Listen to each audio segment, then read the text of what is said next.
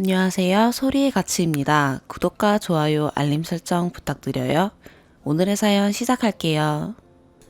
첫 번째 사연입니다. 전 솔직히 조건 봅니다. 그리고 충분히 거절할 만한 조건이었다고 생각되는데 제가 이상한 건지 봐주세요. 지금 화가 나서 말투가 굉장히 거칠 수도 있습니다. 우선 주선자에게는 직업만 듣고 만났습니다. 남자는 빠른 30, 여자는 31입니다. 남자는 공무원이고 여자 대기업에 다닙니다. 남자 연봉은 세전 3천 중반, 여자 연봉은 세전 6천 중반입니다. 남자는 22살 때부터 직장생활 시작했고 학사 졸업, 여자는 29부터 직장생활 시작했고 박사 졸업입니다. 남자는 차가 있고 국산 세단 신차, 네이버 검색 기준 2000 후반대입니다. 자동차 가격을 적는 이유는 뒤에 나옵니다. 여자는 차가 없고요. 대충 기억나는 건 이 정도이고 적어놓은 것처럼 직업만 들었고 첫 만남에서 주선자랑 같이 만나서 자세한 조건은 못 듣고 가벼운 대화만 했고 두 번째로 만났을 때 조건을 들었고 주선자에게 거절 의사를 표했습니다. 주선자는 왜 거절하는 거냐고 물어봤고 솔직히 말해서 조건이 안 맞는 것 같고 좋은 사람인 것 같지만 나이가 적은 편도 아니라 조건을 무시할 수는 없다고 말하자 정말 황당하다는 반응이에요. 이 부분도 황당한 게 제가 먼저 얘기한 것도 아니고 굳이 이유를 묻길래 솔직히 수입차가 조금 있더라 라고 얘기한 게 전부입니다. 제 입장은 현재도 연봉 차이가 너무 많이 나며 일의 패턴이 너무 다르고 어느 정도 비슷한 수준의 벌이가 되는 사람을 만나고 싶다. 이 부분에 대해서는 소개팅 전부터 말했으나 주선자는 일단 만나보라고 했었습니다. 그러나 만나서 이야기를 나누었을 때 차이가 있는 것을 알았으며 연애로 만난 것도 아니고 소개팅인데 처음부터 마음에 안 드는 조건으로 만남을 시작하는 것도 의미 없다고 생각했습니다. 사실 외모나 대화 코드 등이 조건을 무마할 수 있을 정도로 제 스타일이지도 않았습니다. 친구는 이 사람 직장 안정적이고 본인 업무 굉장히 잘하는 능력 있는 사람이며 좋은 대학 나왔고 물론 제 대학이 더 좋습니다. 그리고 다른 친구들 소개시켜주기 아까울 정도로 좋은 사람인데 네가 조건만 보고 거절하니 너무 회의감이 든다는 입장입니다. 이게 논쟁거리가 될 줄 몰랐기에 입장을 대변하려다 보니 논쟁이 되었고 친구는 저에게 이 사람은 직장 생활을 너보다 훨씬 빨리 시작했으며 사회 경험도 많고 차도 가지고 있다. 지금 수입은 네가 더 많으나 모은 돈이나 사회적 위치에서 네가 더 아래인 것 같은데 조건을 운운하니 어이가 없다 라는 말을 추가했습니다. 그분이 얼마를 모으셨는지는 모르지만 현재 수입 차이가 거의 2배에 가깝고 그 부분은 언젠가 메꿔지겠죠. 자동차 역시 마찬가지고요. 친구는 계속 말끝마다 나는 학위가 없어서 박사가 얼마나 대단한 건지는 모르지만 그 사람은 그만큼 사회 경력을 많이 쌓았고 본인의 업무에서 굉장히 실력이 뛰어나니 사회적 위치가 너보다 좋다는 식으로 말을 하던데 본인이 해본 적 없다면서 그런 얘기를 왜 하는지도 모르겠어요. 그 사람의 경력을 폄하한 적도 없고 제 학력을 치켜 세운 적도 없고 그냥 제 기준에 조건이 안 맞다고 한 것뿐인데 이런 얘기까지 들어야 하고 이런 논쟁까지 벌여야 하는 일일까요? 친구가 제 학위가 대단한지 모르겠다고 하는 것처럼 저도 그 사람 업무 역량이 얼마나 뛰어나고 대단한지 모르겠어요. 계속해서 네가 이럴 줄 알았으면 다른 스펙 좋은 다른 분 소개시켜 줄 걸 그랬다면서 짜증 아닌 짜증을 내고 괜히 좋은 사람인데 상처 준 것 같다. 너는 돈 많은 남자 만나라면서 속물 취급하는데 거절해서 미안한 마음에 별 얘기 안 하긴 했지만 기분이 굉장히 안 좋아요. 소개팅남과 주선자는 오랜 기간 알고 지내던 사이라 서로 소중히 여기는 사이는 맞는 것 같습니다. 나쁜 마음으로 소개시켜준 것은 아닌 것 같아요. 그리고 직장 얘기하면서 제 직장은 안정적이지 못하고 그분 직장은 안정적이니 수입만 보고 거절하는 것도 이해가 안 된다는 말도 했습니다. 참고로 저는 이름 들으면 다 아는 메이저 대기업 공학계열 연구직입니다.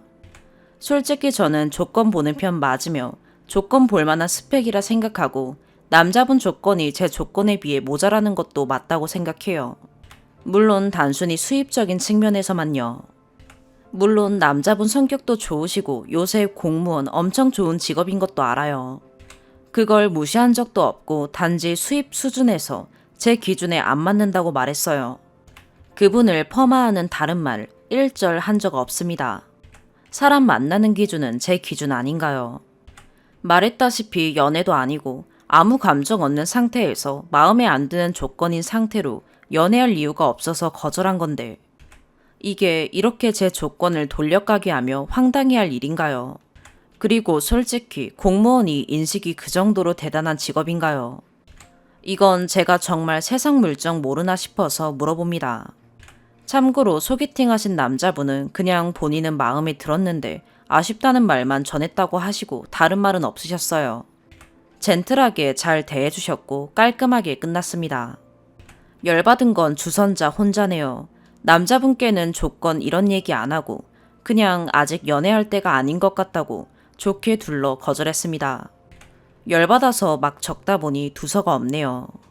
제가 속물이면 속물일 수 있는데 나이가 나이인 만큼 쉽게 사람 만나고 할 상황도 아니고 조건 보는 건 당연한 것 같아요.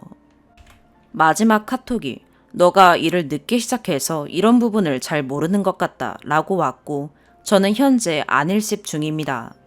사회생활 얘기는 제가 대학원 생활할 때부터 이 친구한테 계속 듣던 얘기라 더 짜증나네요. 추가. 자다 일어났는데 댓글 엄청 많이 달렸네요. 우선 글은 제가 아까 화가 좀 많이 난 상태로 쓴 거고 다시 한번 말씀드리지만 소개팅남은 좋은 분이십니다.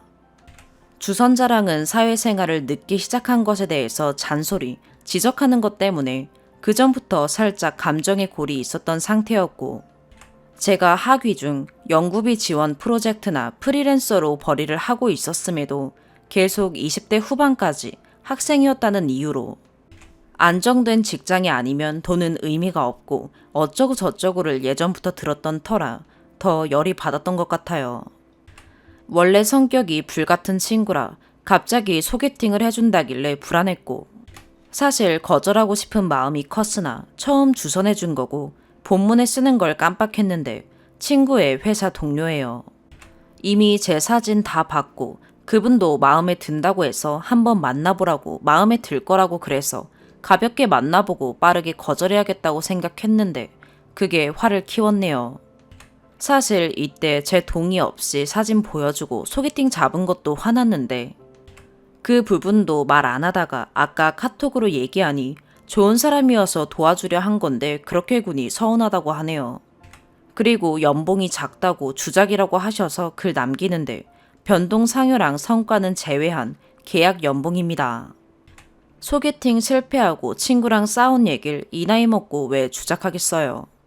남자분도 뭐 수당 같은 거 받으실 수는 있으나 잘 모르겠고 어쨌든 변동급여 포함하면 훨씬 더 많이 차이가 나요. 솔직히 급여 인상률도 제가 더 높을 것 같고요. 이직이 잦고 이직 시 급여가 훅훅 뛰는 직종입니다. 대신 워라밸은 제가 떨어지겠죠. 그래서 솔직히 저보다 급여가 높지 않더라도 명백히 더 좋은 직업이거나 조금 모자란 수준으로만 되어도 만나보고 판단했을 텐데 너무 차이가 난다 싶고 빨리 거절하는 게 차라리 낫겠다 싶어 바로 거절한 게 이렇게 일을 키울지 몰랐네요. 친구는 몇 번 더 만나보지 않고 고민도 안 하고 돈 때문에 거절했다는 거에 화가 많이 난 것 같아요. 정말 아껴두던 분을 소개해줬는데 단지 그런 물질적인 이유로 거절해서 본인도 곤란하고 소개팅남도 상처가 될 것 같으며 친구인 저에게도 인간적으로 실망을 했다는 입장을 계속 고수하네요.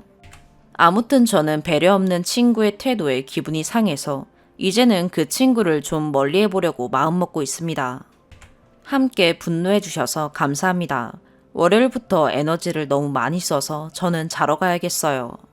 혹여나 어떠한 분노나 사이다가 생기면 후기스러울게요. 두 번째 추가. 세상에 이렇게까지 관심을 받을 줄이야. 출근해서 화장실에서 글 읽다가 부랴부랴 추가글 씁니다. 우선 조건이 안 되는 걸 알면서도 소개팅을 나간 이유를 모르겠다는 글이 많은데 본문에서 말씀드렸다시피 제가 주선해달라고 한 소개팅이 아니며 제 의사와 상관없이 이미 사진까지 다 보여주고 일정까지 다 잡고 통보된 소개팅이었습니다. 이미 그분은 제 사진 보고 마음에 든다고까지 했고, 친구의 회사 동료기 때문에 거절하기 미안해 한번 만나보고 거절해야겠다고 생각했어요. 그리고 제가 지방 사람인데 서울 올라와서 공부하면서 쓰는 학비, 생활비 등이 모자랄 때마다 집에서 지원해 주셨습니다. 사실 지원받아서 빚이 없을 뿐이지 벌어서 학비 내거나 빚내서 학교 다녔으면 여태 공부한 비용만 해도 억대가 넘어가요. 학교를 거의 10년을 다녔으니까요. 전 그만큼 투자를 한 건데 그 부분은 잘 모르겠고 라는 말에 더 화가 나기도 하네요. 그리고 박사하면서 연금이나 프리랜서로 일한 수입 등 모아서 현재 저축도 꽤 있는 상태이고, 부자까진 아니지만 아버지 사업하시고 어머니 교육 쪽에서 일하셔서 집안 나쁘지 않습니다. 근데 이야기 도중에 남성분께서 학비 알바로 벌어서 다니신 이야기, 부모님께 아직 용돈 드린다, 해외여행 배낭여행으로 해보고 싶다, 이런 얘기 하시는 거 보고 어렴풋이 살아온 환경이 조금 다르구나 싶기도 했었어요. 아직 해외여행 해보신 적이 없으시대요. 이 부분도 조금 놀랐어요. 전 경제력 본다고 이미 말도 했고, 전에 대학원 생활하면서 만나던 남자친구도 현재 저보다 수입이 많았고 직업도 좋았습니다. 그걸 알고 있는 친구가 괜찮으니까 계속 만나보라고 이야기했고, 사실 이 정도로 소득, 기타 경제력 차이가 날 줄은 생각 못했습니다. 직업 보고 연봉 작을 거 알지 않았냐고 하시는데, 사실 집안이 좋으시거나 투자를 하시거나 등등 다른 소득이 당연히 있을 거라 생각했어요.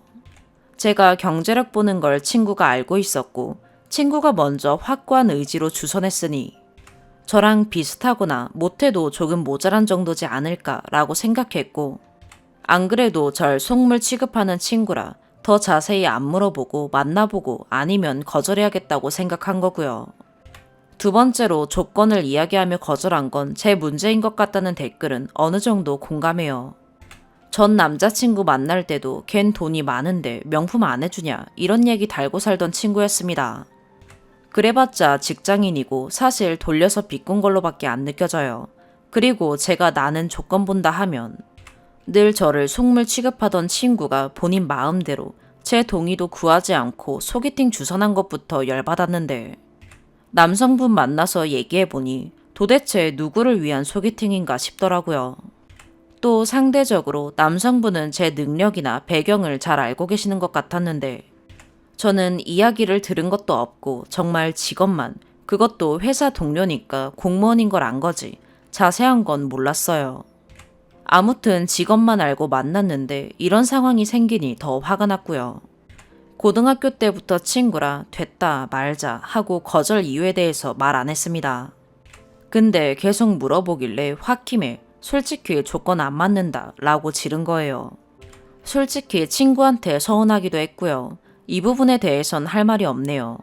차라리 처음부터 수입은 떨어지는데 대신 성격이 좋다던지 좋은 면을 얘기해줬으면 모르겠는데, 안 가르쳐주고 꽁꽁 싸매다가 만나보니 제 기준에 안 맞았고, 그걸 또 제가 돈을 밝히는 걸로 결정짓는 것도 황당하고요.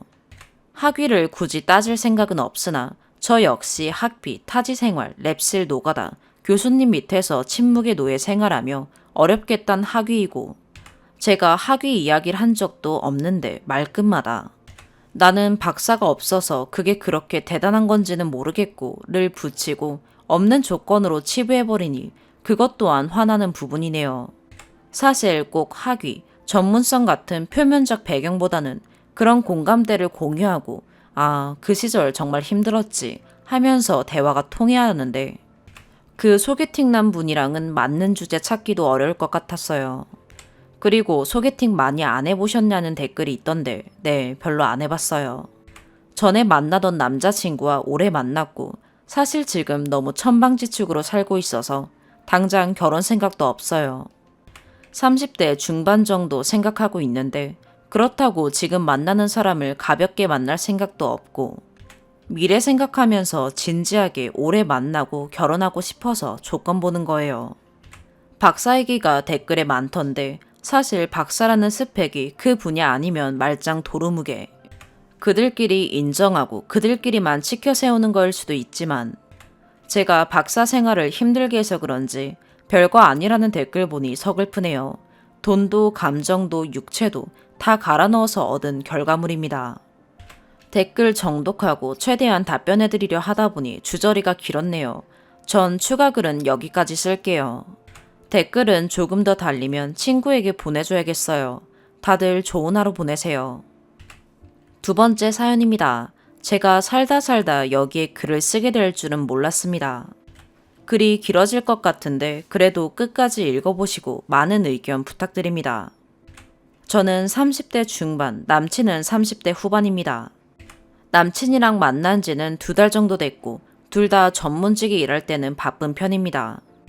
그동안 만나면서 크게 다툰 적은 없고 남친이 연락이 살짝씩 뜸해서 그거 가지고 2번 정도 얘기한 적이 있습니다. 간단히 결론만 말씀드리면 남친이 위치 추적 어플을 사용 중이라는 것을 알게 됐고 저랑은 안 하고 있는데 그럼 대체 왜 하고 있는 건지 누구랑 하고 있는 건지 이해가 안 갑니다.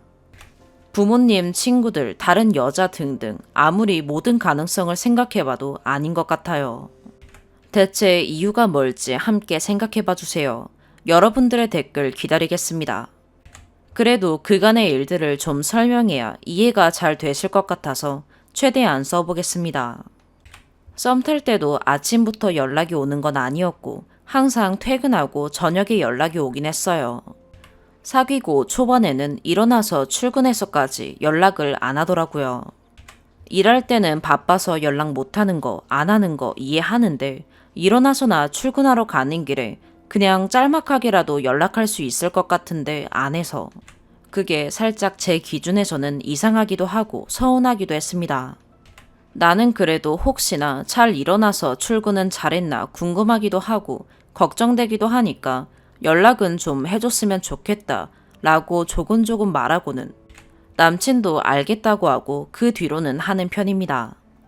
제가 퇴근 시간이 더 늦어서 사귀기 한 달까지는 남친이 거의 평일에 2일, 많게는 3일까지 제가 일하는 곳으로 와줬고 퇴근하고 데이트했습니다. 그리고 주말에 하루 이틀 정도 보고요. 연락이 조금 적기는 했지만 주로 전화를 하는 편이었습니다. 제가 퇴근하는 길에 전화 자주 하는 편이고 거의 매일 잠들기 전에 전화합니다. 초반에 길게는 2시간까지도 통화한 적이 며칠이나 있었고 주로 30분 넘게는 통화했습니다. 그렇게 하루 2번 정도 전화하니 아침이나 일할 때 연락 없는 게 크게 많이 서운하거나 이상한 느낌은 안 들었습니다. 만나서도 잘하는 편이고 남자치고 센스도 있고 제 생각도 많이 해주고 사랑받는 느낌이 들게 하는 남친이었습니다. 만나는 중에 카톡이 오거나 전화가 오거나 하면 크게 숨기는 것 없이 오히려 저 봐도 된다는 듯이 앞에서 바로 카톡을 열어서 확인하고 전화 오면 누군지 항상 보여주고 제 앞에서 통화하거나 아니면 통화 시작하고 나서 잠시 나가서 전화하는 식이었습니다. 저랑 만나는 거 말고 다른 약속이 있어도 그 약속 상대와 약속을 잡는 과정에 카톡 대화창을 캡처해서 보내주고는 나 이래서 이렇게 오늘 만날 것 같아 라고 말하는 식이고 술자리에서는 다 같이 있는 사진도 찍어서 보내고 음식 사진도 찍어서 보내주고 했습니다. 제가 시키지도 않았고 술 약속 가지고 한 번도 뭐라고 한 적도 없는데도요.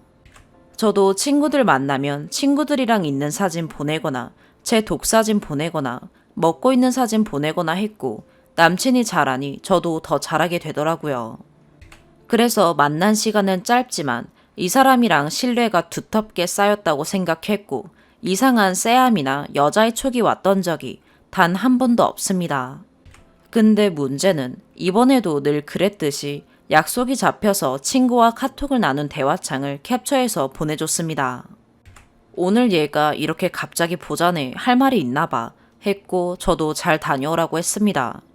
근데 그 캡처한 사진에서 위에 상태 표시줄에 아이쉐어링 어플 아이콘이 띄어져 있는 게 보였습니다. 저는 처음 보는 아이콘이었는데 무심코 지나칠 수도 있었고 되게 작은 아이콘인데도 이상하게 그게 확 눈에 들어오더라고요. GPS 위치 물음표 아이콘에 과자 프링글스 얼굴 같은 아이 얼굴이 그려진 아이콘입니다. 그 전에 여러 번 카톡이나 사진 같은 거를 캡처해서 보내줄 때는 안 보이던 아이콘이었습니다. 처음 보는 건데도 이상하게도 그게 위치 추적 어플인 것만 같았고, 네이버에 위치 추적 어플 치니까 몇 개 나오는데 아이쉐어링이 그 아이콘이더라고요. 이게 여자의 촉인 건지 진짜 왜 그게 제 눈에 하필 확 띄었고, 저도 뭔지도 모르는 건데도 그게 왜 위치 추적 어플인 것만 같았는지, 그리고 검색하니 바로 나왔는지, 진짜 흔히 말하는 조상신이 도운 건지 뭔지 저도 참 신기합니다. 그때부터 느낌이 이상했습니다. 이 어플을 대체 왜 하고 있을까? 저는 혹시 저를 감시하고 있나 해서 알아봤더니 서로가 동의해야 위치 추적을 할 수 있는 시스템이더라고요. 남친 본가가 지방에 있고 지금은 서울에서 혼자 살고 있는데 가족이랑 하는 건가 싶었습니다. 그때까지는 믿음이 있으니까 가족이랑 하나 보네, 요즘 세상이 흉흉하니까 했습니다.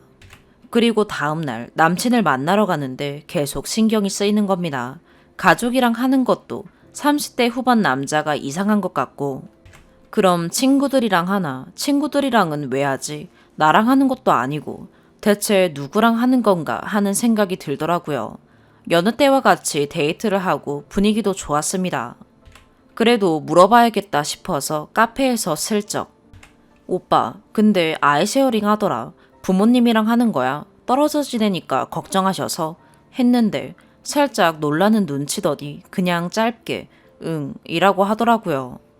근데 그 찰나의 표정과 그 반응이 뭔가. 그러고는 남친이 근데 아이쉐어링 어떻게 알았어? 해서 어제 오빠가 보내준 카톡 캡처에 위에 떠있더라. 예전에 친구가 하는 거 봐서 그 아이콘이 기억에 남아있었다 하고 대답했습니다.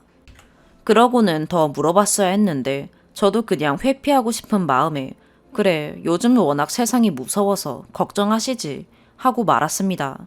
근데 집에 가는 길에 계속 생각나더라고요. 다시 한번 말할까 아니면 조금 더 지켜볼까 엄청 고민하다가, 근데 오늘 아니면 이 얘기를 다시 꺼낼 수 없을 것 같아서 집으로 돌아가는 차 안에서 한 번 더 물어봤습니다. 오빠, 정말 나한테 할 말 없어? 했더니 응, 없는데 왜? 나 뭐 할 말이 있어야 돼? 왜? 무슨 말이 듣고 싶어? 이런 식으로 대답하더라고요. 그래서 근데 아까 그 어플이 너무 마음에 걸려서 부모님이랑 하고 있다고 해도 좀 이상하고 친구들이랑은 안 할 것 같고 나랑도 안 하고 있잖아. 그럼 대체 누구랑 하고 있는 거야? 하고 어렵사리 하지만 단도직입적으로 물어봤습니다. 물어보기 전까지 심장이 두근거리고 입이 떨어지지 않아서 계속 뜸을 들였는데 결국엔 저렇게 명확하게 물어봤고 살짝의 정적이 흘렀습니다. 그래서 제가 먼저 이렇게 물어보면 나 이상한 건가? 지금 내가 이상하게 생각하는 거지? 했습니다. 남친 대답은 응, 이상한 거야. 갑자기 당황스럽다. 뭐 이런 식이었고 저는 미안해. 오빠 기분 나쁠 거 아는데 내가 사과할게. 사과할 건데 근데 나 계속 이상한 생각이 들어. 혹시 내가 지금 어플 켜서 보여달라고 하면 진짜 나 이상한 거야? 하고 한 번 더 물어봤는데 제 예상은 아니라고 팔짝 뛰면서 어플을 켜서 보여주는 거였거든요. 근데 안 보여주더라고요. 제가 그래, 떨어져 사니까 부모님이랑 할 수 있을 것 같아. 우리 부모님도 떨어져 살면 나 걱정하실 것 같고 했더니 이건 이제 부모님 문제가 아니야. 너가 이렇게 말함으로써 모든 게 다 변했어. 뭐 이런 식으로 말했습니다.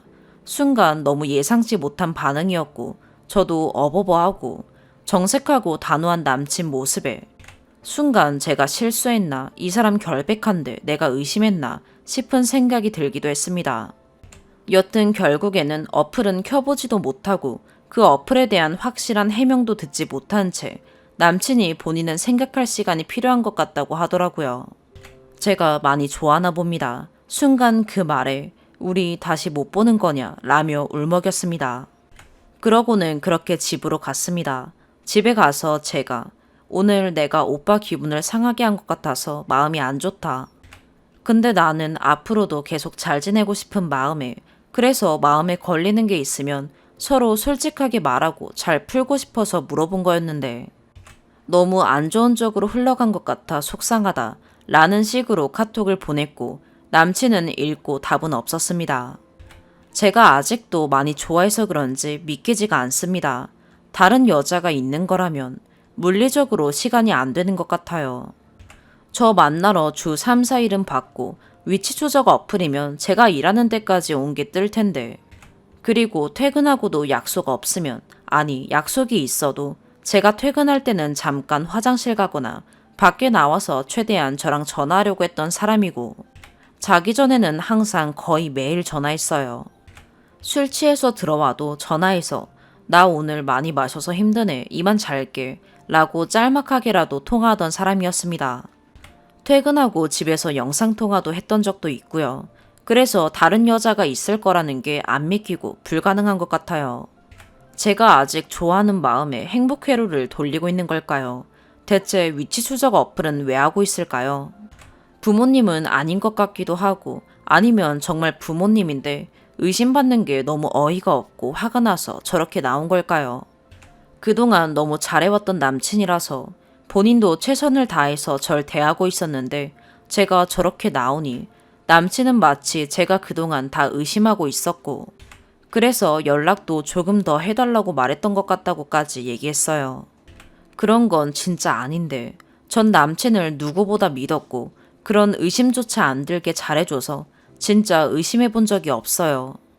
아니면 제가 생각한 또 하나의 가능성은 전 여친이랑 했던 건데 미처 지우지 못한 거라서 직접 어플 켜서 보여주지는 못한 거고, 근데 결백하긴 하니까 발끈한 건가 싶기도 하고요. 대체 뭘까요? 뭘 제가 놓치고 있는 걸까요?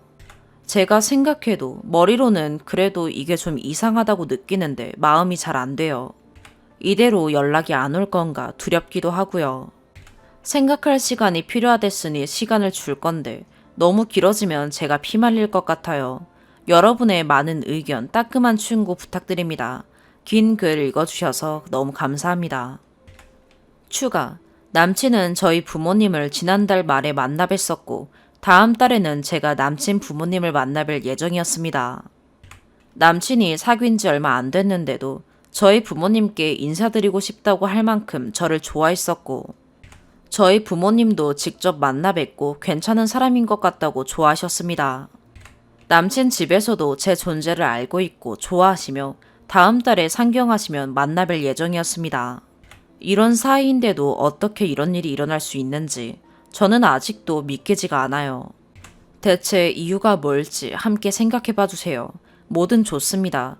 여러분들의 다양한 의견 기다리겠습니다. 세 번째 사연입니다. 시댁과는 집이 아파트 바로 앞 뒷동이에요. 문제는 이번에 시댁 리모델링을 하는데 저와는 가족 어느 누구도 상의, 양해 없이 시부모님이 저희 집에서 3주 동안 지내기로 결정되었어요. 친딸인 고모네도 도보 5, 6분 거리인데 굳이 저희 집에만 계시게 되었네요. 시부모님께는 죄송하지만 저는 시부모님과 한 집에서 3주를 지낼 생각을 하니 너무 답답하더라고요. 거실에서 주무실 예정이라 자다가 화장실도 두세 번 가야 하는데 못 가게 될 것 같고, 아침에도 일찍 일어나야 할 것 같고, 점심 저녁도 매일 챙겨드려야 하고, 주말은 또 아침부터 종일 붙어서 지내야 하고, 내 집인데 불편하게 지낼 생각하니 막막했어요. 시어머님이 말씀이 진짜 많고 제가 공감 안 되는 이야기도 많이 하셔서 같이 지내게 되면 매일같이 말동무 해드리는 게 버거운 것도 있어요. 또 살림 포장해서 맡기는 비용 아끼겠다고 저희 집 베란다에 온갖 짐 박스, 짐 봉다리 옮겨서 쌓아놓은 모양새를 보니 진짜 집에 있기 싫더라고요. 상황을 알게 된 친정에서는 며느리 불편하게 눈치 없이 왜 오시냐고, 숙소 구해서 지내시면 되지 않냐고 노발대발 하시면서 친정에 오거나 여동생네 가서 지내라고 하셨어요. 친정도 리모델링 계획 중이고 에어비앤비에서 지내실 예정이거든요. 그래서 현재 31개월 아들, 8개월 딸 데리고 짐 바리바리 싸서 동생네 와 있네요. 그런데 이 모든 상황이 집안 사람인 저와 가족 어느 누구도 사전에 의논, 양해도 없이 그냥 흘러가듯 진행되어 버렸어요. 리모델링 이틀 전에는 신랑 여동생, 고모가 불편하겠지만 엄마 아빠 좀 잘 데리고 있어달라 라는 통보 아닌 척한 통보 메시지를 보내더군요. 신랑 여동생이면 저한테도 손아래 동생인데 통보하는 문자가 너무 불쾌해서 신랑한테 답답한 마음 다 말해버렸어요. 내가 제일 불편한 상황인 것 같은데 왜 아무도 나에게 양해를 안 구하냐. 답답하다고 내 속마음을 말하게 되면 나만 나쁜 년, 나쁜 며느리인 것 같다고. 나는 내 친정엄마하고도 3일 이상 지내면 투닥거리게 된다. 그랬더니 신랑은 미처 거기까지 생각 못했다고 미안하다고 다음에 이런 일 생기면 꼭 의논하겠다고 하고 불쾌했으면 동생한테 말하라는데 그게 되나요? 말하면 싸우자는 꼴이 될 텐데요. 저도 불편할 것 같다고 가족들에게 말 못한 잘못도 있다는 거 알아요. 하지만 결정에 있어서 제가 불편할지 말지 아무도 신경도 안 쓴다는 것에 너무 화가 나고 서운하더라고요. 며느리가 짐 싸서 애들 데리고 나가면 혹시 우리 때문에 나가는 거냐 물어라도 봐야 하지 않나요? 오히려 현관 비밀번호 알려드렸더니 리모델링 전부터 아예 비밀번호 누르고 들어오세요. 시어머니는 평소에도 전화도 없이 갑자기 집 현관벨 누르시거나 두들기시거나 그래도 안 열면 전화하시는 분이세요. 그것도 너무 불편하고 매너 없다는 느낌이 들어요. 둘 다 엄마 껌딱지라 아직 어린애기 2명 데리고 내 집 아닌 곳에서 지내는 것 또한 너무 힘드네요. 큰아이 어린이집도 못 보내고 애 둘 보느라 끙끙대고 있는데 고모가 카톡이 오네요. 아가들 사진 좀 보내달라고요. 너무 화딱지 나서 그냥 씹었어요. 시부모님 좋으신 분들이고 저를 딸처럼 생각해 주시고 편하게 대해 주시고 하긴 하는데 시댁 식구들 모두 이번 일은 좀 아니지 않나 싶어요. 그럴수록 더 서로 예의가 있어야 하는 거 아닌가요? 제가 이기적이고 나쁜 며느리일까요? 불편한 건 정말 질색인데 이런저런 조언 부탁드려요. 추가. 집으로 돌아온 후의 이야기예요. 집으로 돌아오고 10일 정도 지났네요. 우선적으로 저희 친정은 원래 평소에 전화를 자주 하는 집이 아닙니다. 무소식이 희소식이라 생각하며 각자 알아서 잘 살고 있어요. 그래서 시댁에서도 그걸 압니다. 제가 평소 연락 잘 안 하는 걸요. 결혼 후 제가 전화를 자주 안 해도 저한테 직접적으로 뭐라 하신 적이 없어요. 집 돌아오고 나서 저는 아이들 보면서 정신없이 지내고 있었고 어제 저녁 신랑과 아이들과 다 같이 시댁 리모델링한 거 보러 갈 겸 시댁에 건너갔네요. 현관 열고 저희 왔어요 인사했는데 시무가 저를 쌩까더라고요. 시부는 그런 상황을 눈치 못 채셨는지 저한테 우리 때문에 나가 지내느라 고생하고 미안했다 라고 해주셨고요. 1시간가량 있는 내내 영문을 몰라 당황스럽고 표정 관리가 안 되게 있다가 집으로 돌아와 남편에게 물으니 시무가 제가 집에 온 후 전화를 안 해서 화가 나셨다네요. 그래서 제가 갑자기 이 타이밍에 화가 나셨다고? 당신들 때문에 며느리 3주나 애 데리고 친정가 지내느라 고생하고 왔는데 하필 지금 타이밍에 그 전화 하나로 나한테 갑자기 화가 나셨다고? 그럼 미안한 마음보다 화난 마음이 지금 더 커서 저러시는 거야? 내가 전화를 안 하면 먼저 전화 주셔서 밖에서 지내느라 고생했다고 근데 어쩜 전화를 한 번 안 하냐 하실 수도 있는 거 아니냐 했네요. 멀리 살 때부터 가까이 사는 지금까지 평소에 저에게 전화 자주 하라던가 왜 전화 안 하냐고 하신 적이 없어요. 신랑한테 말씀하신 적은 있다던데 그때마다 신랑이 와이프네 집이 전화 연락 자주 하는 문화가 아니다. 내가 대신하면 되지 않느냐 했고요. 당신네 딸까지 제가 그간 서운한 거 신랑 통해 말해서 처음엔 미안한 마음이셨다가 시간이 지날수록 제가 괘씸해 보이는 건지 집에 돌아온 이 타이밍에 결혼 후 처음으로 저한테 삐지셨는데 괜히 트집 잡는 이 느낌은 뭐죠? 주객전도 맞아 보이죠? 사위나 며느리는 내 자식이 아닌 남의 집 귀한 자식이거늘. 진짜 황당하고 당황스럽고 어른이 참 뭐하는 건지 싶네요. 첫 손주 낳고 아기 100일 때 시댁 갔더니 시장 검은 봉다리에 수면 양말 몇 개 주실 때부터 뭔가 무식해 보인다 했는데 정말 참 어이가 없네요. 제가 먼저 풀어드릴 생각 일체 없는데 그래도 되겠죠. 역시 시는 시인가 봅니다. 하나 추가로 하고 싶은 말은 작년 말에 시부모 보험을 엉망으로 들어놓으신 걸 제가 보험을 조금 알아서 잘 정리하면서 거의 4천만 원 가까이 환급을 받았고 그 돈으로 리모델링 진행한 거고 거기에 며느리는 불편하던 말던 상관없이 저희 집까지 들어와 지내면서 숙박비와 이삿짐 보관비 버신 거죠. 환급 받고 나서 수고했다고 5만 원 주시더라고요. 보험 정리도 괜한 짓 했다 생각 드네요. 두 번째 추가, 집을 시댁에서 해줬다는 말이 있던데 오히려 친정에서 더 받았습니다. 전세 가격 중 시댁 15%, 제가 모은 돈 40%, 나머진 전세 대출이고 친정에서 일시불로 중형 SUV 사주셨고 가정가구 사라고 1,000만 원 주시고 남편 학자금 대출도 결혼하면서 빚 있는 게 싫어 제가 800만 원 갚았어요. 출산할 때마다 친정에서 2, 300만 원씩 주셨고 친정 놀러 갈 때마다 아기들 용돈 5에서 10만 원씩 주세요. 시댁에서는 올 구정에 아가들 세뱃돈 10,000원 처음 받아봤네요. 친정은 아버지 외벌이로 월 1,000에서 1,300 버시고 시댁은 넉넉한 집안도 아니고 한 달 벌어 한 달 사는 듯해요. 현재는 심지어 신랑은 친정아빠 밑에서 기술 물려받고 있어요. 이렇게 친정에서 밑바탕 튼튼하게 살 수 있도록 바라는 거 없이 도와주시는데 시모는 그깟 전화 하나로 저러니 황당하기 짝이 없네요. 심지어 제가 서울에 청약이 당첨이 되어 주변에서는 로또 맞았다고 축하해주는데 시부모는 그거 팔고 남는 돈으로 사업을 해보라는 둥, 팔고 다시 이쪽으로 이사 오라는 둥 한심한 얘기를 하네요. 요즘 양도세가 얼만데 팔라는 건지, 또 내가 오랫동안 부은 청약으로 당첨된 집을 왜 당신네들이 팔아라 말아라 하는지 정말 짜증나요. 네 번째 사연입니다. 30대 중반, 결혼 4년차 평범한 엄마입니다.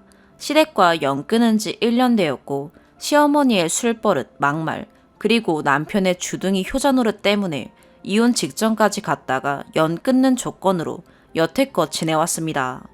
반반 결혼으로 양가 지원 받지 않았습니다. 연 끊은 이유 몇 가지 쓰자면 첫 번째, 혼전 임신 중에 유산에 아이 떠나보내고 몸이 많이 아파 화장실도 거의 기다시피 다녔는데 자기 아들 맛있는 것도 못 먹고 산다면서 외식하자 불러내선 4시간 넘게 시모 친구들이랑 술판을 벌였습니다. 남편도 같이 술 마셨고요.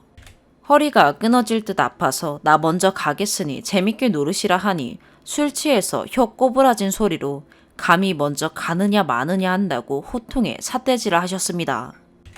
두 번째, 평소에도 술 달고 사는 시모인데 술 안 먹으면 손이 덜덜덜 떨리는 게 보입니다.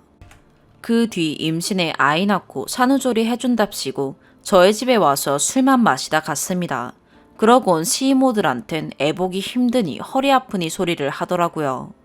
세 번째, 남편의 주둥이 효자 덕분에 시댁과 연락이 닿을 때마다 피 터지게 싸웠습니다. 시모가 자기 아들한테 고자질하면 남편이 저한테 화풀이하고 그럼 대판 싸웠습니다.